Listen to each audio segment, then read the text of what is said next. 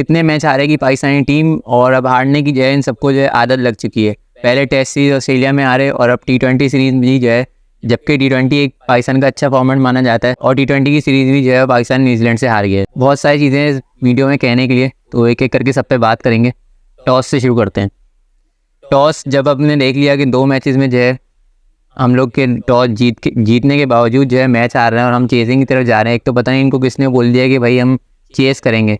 Chess तो तब करो ना कि जब आपकी बैटिंग लाइनअप जो है वो पूरी सेटल्ड हो और आपको हर बैटर पे पूरा भरोसा हो कि ये चेस करवा देगा। जब आपकी बैटिंग लाइनअप ही सेटल्ड नहीं है तो फिर आप किस तरीके से जो है वो चेस करने पे जा रहे हो। एक तरफ तो आप अपनी बैटिंग लाइनअप के साथ एक्सपेरिमेंट कर रहे हो और फिर से उनको एक फ्री हैंड भी नहीं दे रहे कि उनको पहली बैटिंग करा दें ताकि वो अपना जो है हाथ खोलें और अच्छे रन्स करें।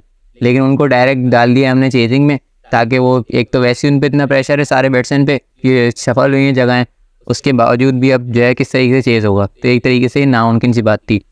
उसके बाद परफॉर्मेंस से बात करें तो बॉलिंग से शुरू करता हूँ मैं। दी कैप्टन शाहीन शाह अफरीदी, पेस उनकी बिल्कुल नीचे आ चुकी है। होना तो ये चाहिए था कि उसको जो है अपनी पेस पे ध्यान देना चाहिए था, अपनी फिटनेस पे ध्यान देना चाहिए था और रेस्ट करना चाहिए था, ताकि वो जो है आगे हमारे पास वर्ल्ड कप के लिए प्रॉपर्ली अवेलेबल हो और अच्छे पेस के साथ आए। लेकिन यहाँ पे हमने क्या किया, यहाँ पे हमने उसे कैप्टन बना दिया। मैं पहले भी अपनी वीडियो में बता चुका हूँ कैप्टन जो है शाहीन शाह अफरीदी, मैं इसलिए इसके हक में नहीं था क्योंकि शाहीन शाह अफरीदी तो हमारा प्रीमियम बॉलर है और इसको जो है रेस्ट की सबसे ज़्यादा ज़रूरत है, और हमने PCB ने जो है उसी को जो है कैप्टन बना दिया। तो ये एक बहुत बड़ी गलती थी और मुझे लगता है कि आगे जाके मेरी बात सही होगी और फिर जब शाहीन शाह अफरीदी की अगर खुदा ना खास्ता इंजरी हो गई तो फिर लेने के देने ना पड़ जाए। तो शाहीन शाह अफरीदी भी जो है आउट ऑफ फॉर्म चल रहा है, उससे खुद से जो है बॉलिंग नहीं हो रही, उसका पेस नीचे आया हुआ है, तो जो है बैटर्स को जो है वो ईजी हो रहा है और आराम से जो है शाहीन शाह अफरीदी को टैकल कर पा रहे हैं। उसके बाद बात कर लेते हैं हारिस रऊफ, दी स्पीडस्टर। सारे मैचेस में जो है वो लगातार पिटाई हुई है और अगर आप उठा के देख लो तो उसके पावर प्ले में जो है वो पावर प्ले का बॉलर ही नहीं है भाई। शाहीन शाह अफरीदी पता नहीं कौन सी कैप्टनसी कर रहा है जो हारिस रऊफ को जो है वो पावर प्ले में बॉल करा देता। पावर प्ले में बॉल कराने वाला बॉलर है ही नहीं, वो मिडिल ओवर्स का या डेथ ओवर्स का बॉलर है और उसको वहाँ पे यूटिलाइज़ करना चाहिए। हारिस रऊफ की जो है कोई विकेट ही नहीं है, ना पावर प्ले में ना जो है मिडिल ओवर्स में। उसकी जितनी भी विकेट्स हैं वो ज़्यादातर विकेट्स जो हैं डेथ ओवर्स में, तो उसको वहाँ पे यूटिलाइज़ करना चाहिए या फिर जो है मिडिल ओवर्स में करना चाहिए। लेकिन हमने उससे आज जो है पावर प्ले में ही 2 ओवर करा दिए। ये पता नहीं कौन सी कैप्टनसी है, आप ही कमेंट में बताएगा मुझे। इन दोनों से अच्छी बॉलिंग जो है वो तो जमान और वसीम जूनियर ने की है। आज नॉर्मल डिसेंट बॉलिंग की है और बहुत ज़्यादा रन भी जो है वो कंसीड नहीं किए। और एक तो मुझे कोई ये बात एक समझा दे कि इफ्तिखार अहमद जो है वो बॉलिंग में क्यों यूज़ नहीं हो रहा है। शाहीन शाह अफरीदी जो है वो अपने 5 बॉलर्स के साथ जा रहा है, इफ्तिखार अहमद को जो है यूज़ नहीं कर रहा। जबकि अगर हम उसके स्टैट्स देखें तो वो एक अच्छी पार्ट टाइम बॉलर हमें मिल गया था और वो विकेट भी लेके देता था हमें, 1-2 विकेटें 3 विकेटें भी उसने ली हुई हैं, तो वो अच्छी बॉलिंग इकनॉमी के साथ बॉलिंग कर देता था। लेकिन उसको भी जो है शाहीन शाह अफरीदी पता नहीं क्यों नहीं इस्तेमाल कर रहा, जबकि न्यूजीलैंड की टीम में लेफ्ट हैंडर्स ही मौजूद है। तो ये मेरी तो समझ से बाहर है भाई। उसके बाद आते हैं ज़रा हम अपनी बैटिंग पे। बैटिंग में सबसे पहले अगर मैं साइम अयूब से शुरू करूँ तो उसको भी जो है बहुत ज़्यादा तनकीद की जा रही है कि वो जो है हैदर अली से तस्बीह दी जा रही है, जबकि ये बिल्कुल गलत है। साइम अयूब जो है वो बहुत अच्छा टैलेंट है और हमने खुद देखा, उसको PSL में भी देखा है, CPL में भी जो है उसकी अच्छी परफॉर्मेंस है। तो ऐसे और उसका जो है वो एक रिस्क लेने वाला प्लेयर है। वो ऐसे प्लेयर जो हैं वो आपको बाबर रिजवान की तरह मिलेंगे नहीं यहाँ। वो ऐसा प्लेयर है कि जो आपको पहली बॉल से जो है अटैक करके देगा और उसके अटैक करने में जो है फेलियर्स भी आएंगे। तो उन्हीं फेलियर्स की वजह से हमें उसे बैक करना चाहिए और उसे टाइम देना चाहिए, क्योंकि वरना अगर वो चाहे तो बाबर रिजवान की तरह भी जो है वो अपना टाइम लेके खेल सकता है और रन्स कर सकता है। लेकिन वो ऐसा नहीं करता, वो उसको अटैकिंग अप्रोच की तरफ जाता है। जैसे मोहम्मद हारिस ने बोला था कि मेरी भी बैटिंग में जो है वो फेयरलेस क्रिकेट खेलता हूँ, तो मेरी बैटिंग में जो है फेलियर्स आएंगे तो आपको मुझे बैक करना पड़ेगा। उसी तरीके से मोहम्मद हारिस की तरीके से हमें साइम अयूब को भी बैक करना चाहिए और उसके फेलियर्स को जो है वो एक्सेप्ट करना चाहिए। क्योंकि ऐसे प्लेयर्स जो होते हैं ना अटैकिंग माइंडसेट के साथ खेलने वाले, उनकी 3-4 इनिंग के बाद ही जो है एक आध इनिंग आती है। आप चाहे कितने भी ओपनर देख लो, क्रिस गेल को देख लो, जॉर्ज बटलर को देख लो, डेविड वार्नर को देख लो, ऐसे प्लेयर्स जो होते हैं ना एक्सप्लोसिव बैटर्स जो होते हैं, इनकी इनिंग्स जो है वो हर 3-4 के इनिंग से बाद एक बड़ी इनिंग आती है। तो हमें उसके लिए जो है वो सब्र रखना चाहिए। साइम अयूब के आउट होने के बाद जो है आ जाती है बाबर रिजवान आ जाते हैं और बाबर रिजवान जो है उस जैसे ही साइम अयूब आउट होता है तो रन रेट जो 12 का रिक्वायर्ड था वो और ऊपर जाने लग जाता है। ये शुरू की जो 8-10-12 बॉलें थी रिजवान की, वो जो है वो और ज़्यादा उसमें रन रेट ज़्यादा होने लग जाता है, क्योंकि वो उसमें स्लो खेलता है, टाइम लेते हैं बाबर भी और रिजवान भी। बाबर ने तो खैर इतना टाइम नहीं लिया, लेकिन रिजवान ने आज शुरू में जो है काफ़ी टाइम लिया, जिसकी वजह से रन रेट ऊपर ही जाता गया।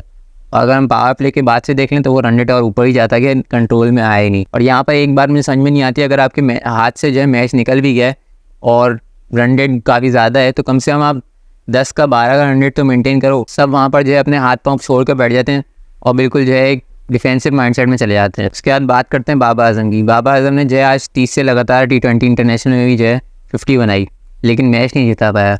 वही जैसे मैं बात करता हूँ कि अगर बड़ा प्लेयर बनना है तो फिर आपको मैच फिनिश करना पड़ेगा, फिर चाहे टारगेट कितना भी बड़ा हो।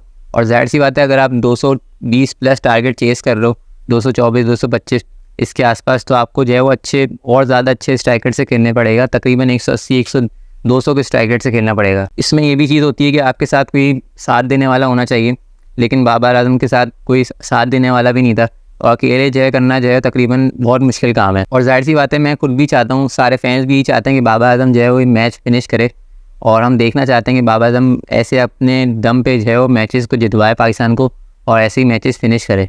लेकिन ये करना जो है वो बहुत मुश्किल काम होते हैं, हर एक के बस की बात नहीं होती है। जब बाबर आजम खड़ा हुआ था उसके बाद जो है तकरीबन 13-14 का रिक्वायर्ड रन रेट चाहिए था। उसके बाद आता है फ़खर जमान, वो भी बेचारा क्या करेगा। उसने जो है पहली बॉल से आके अटैक करना शुरू किया, मेरे ख्याल पहली या दूसरी बॉल पे उसने छक्का लगा दिया था। तो वो उस आज फ़खर जमान का दिन नहीं था और वो नहीं चल पाया, और जाहिर सी बात है हर दिन फ़खर जमान का होगा भी नहीं। ये नीचे जो है बाकी प्लेयर्स भी तो क्या करने आए। आज़म खान नीचे से होता है, इफ्तिखार अहमद नीचे से होता है, तो वो कुछ कर ही नहीं रहे। इफ्तिखार अहमद की बैटिंग को देख के लग रहा था जैसे वो पहली बॉल से ही जो है वो पूरा डिफेंसिव माइंडसेट में चला गया, और हम ऐसा इंटेंट लग रही थी जैसे हम चेस करने आए ही नहीं है। भाई 15 या 14 का रन रेट अगर चाहिए तो फिर भी आप थोड़ी इंटेंट तो दिखाओ। पूरे ओवर्स खेल भी नहीं पाते और उसके चक्कर में जो है ना विकेट देते हो और बस सिंगल करते रहते हैं, उसमें भी आउट ही हो जाते हैं। उसके बाद आया था आज़म खान। आज़म खान को मैं पहले ही बता चुका हूँ कि उसको ये सीरीज़ के में जो है मौका मिलेगा, और अगर उस सीरीज़ में परफॉर्म नहीं कर पाता तो फिर जो है वो तकरीबन टीम से बाहर हो जाएगा, क्योंकि वो CPL में परफॉर्मेंस करके आ रहा है, हर जगह जो है लीग में वो खेलता है और हर जगह से जो है परफॉर्मेंस करके आ रहा है। लेकिन उस परफॉर्मेंस का तब तक फ़ायदा नहीं है कि जब आपको पाकिस्तान की टीम में मौका मिले और आप वहाँ पे परफॉर्म ना करो, क्योंकि इन दी एंड आना तो आपने पाकिस्तान की टीम में ही है ना।